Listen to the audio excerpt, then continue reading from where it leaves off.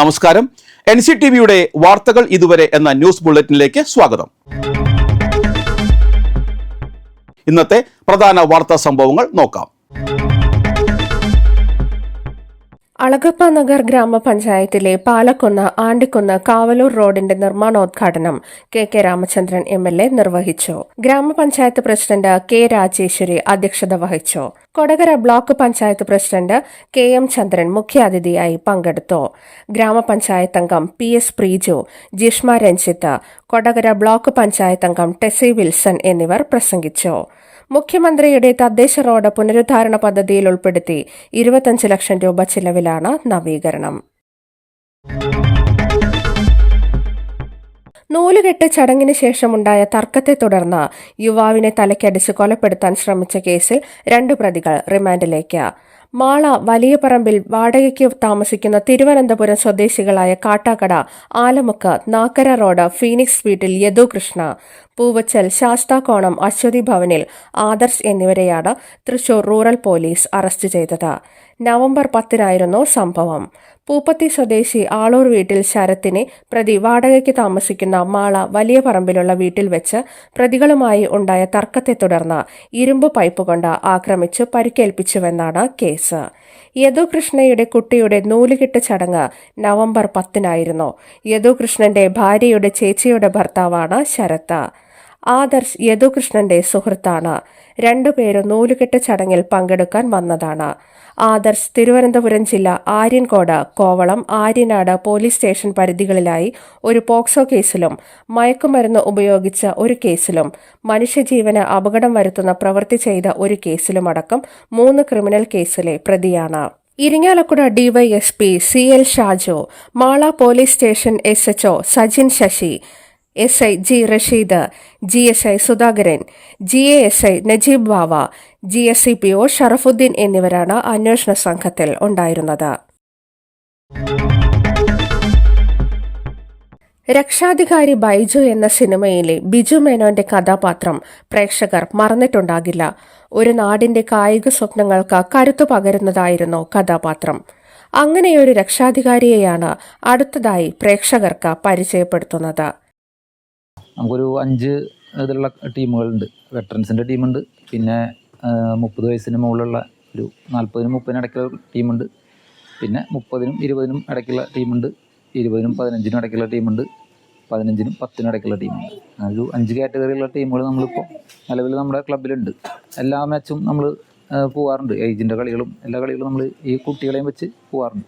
2.5 പതിറ്റാണ്ട് മുൻപാണ് പട്ടിക്കാട് ചെമ്പൂത്ര സ്വദേശി സജി MC-യും വിരലിലെണ്ണാവുന്ന സുഹൃത്തുക്കളും ചേർന്ന് ഒരു കൂട്ടായ്മയ്ക്ക് രൂപം നൽകുന്നത്. ക്ലബ് എന്ന് വിളിക്കാൻ കഴിയുമോ എന്നത് സംശയമാണ്.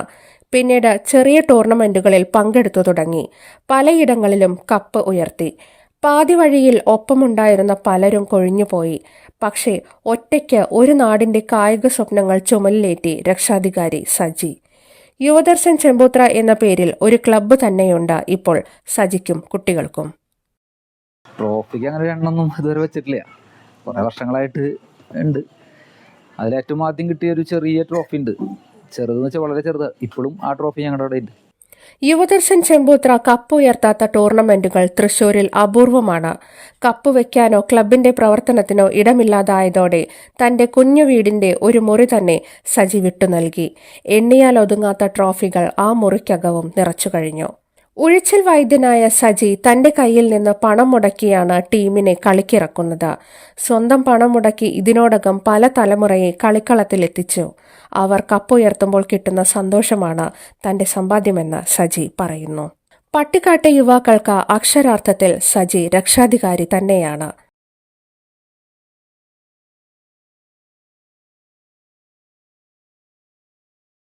തൃശ്ശൂർ നടക്കുന്ന എല്ലാ ടൂർണമെന്റുകളും നമ്മൾ പോകും. തൃശ്ശൂർ മാത്രമല്ല, നമ്മുടെ അടുത്തുള്ള ജില്ലകളിലും നമ്മൾ മാക്സിമം ഇറങ്ങാൻ നോക്കും. നമ്മുടെ ദൂരം അനുസരിച്ച് എന്നിട്ട് വണ്ടികളിലൊക്കെ ഇതനുസരിച്ച് നമ്മൾ പറ്റുന്ന പോലെ നമ്മൾ ചെയ്യാറുണ്ട്.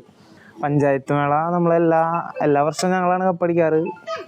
ഈ വർഷം നമുക്ക് ഇറങ്ങാൻ പറ്റിയില്ല. ബാക്കിയുള്ള മുമ്പത്തെയും അതിന് മുമ്പത്തൊക്കെ ഞാൻ കളിച്ചിട്ടുള്ള 3-4 ടൂർണമെന്റുകളും പിന്നെ എനിക്ക് ഓർമ്മ വെച്ച കാലത്തും ഏകദേശം ഞങ്ങൾ തന്നെയാണ് അടിക്കാറ്, കപ്പടിക്കാറ്. ആളാണ് മെയിനായിട്ട് നിൽക്കണത്. പിന്നെ ഞങ്ങൾ ആള് നിൽക്കുമ്പോൾ ഞങ്ങൾ കൂടെ സപ്പോർട്ട് ചെയ്ത് നിൽക്കും. ആളുള്ളതുകൊണ്ട്, എല്ലാ കാര്യത്തിലും ആളുള്ളതുകൊണ്ട്, ഫ്രണ്ടിൽ തന്നെ ആളുള്ളതുകൊണ്ട് നമ്മൾ പേടിക്കാണ്ട് നമ്മൾ എല്ലായിടത്തും കൂടെ പോകും. കളിക്കാനായാലും വേറെ എന്ത് കാര്യത്തിനായാലും ഞങ്ങൾ പോകും. ക്ലബിനായി ഒരു കെട്ടിടം കണ്ടെത്തി പ്രവർത്തനം തുടങ്ങണമെന്നതാണ് യുവദർശൻ ചെമ്പോത്രയുടെ ആഗ്രഹം. കാലാവസ്ഥ.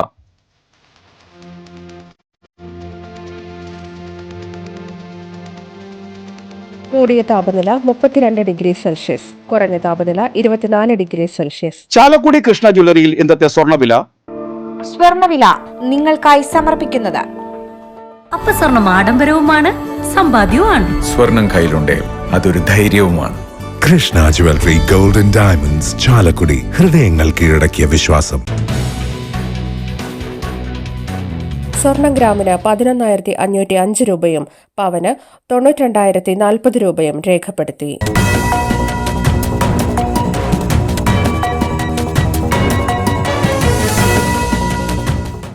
ഇതോടെ വാർത്തകൾ ഇതുവരെ എന്ന ന്യൂസ് ബുള്ളറ്റിൻ സമാപിക്കുന്നു.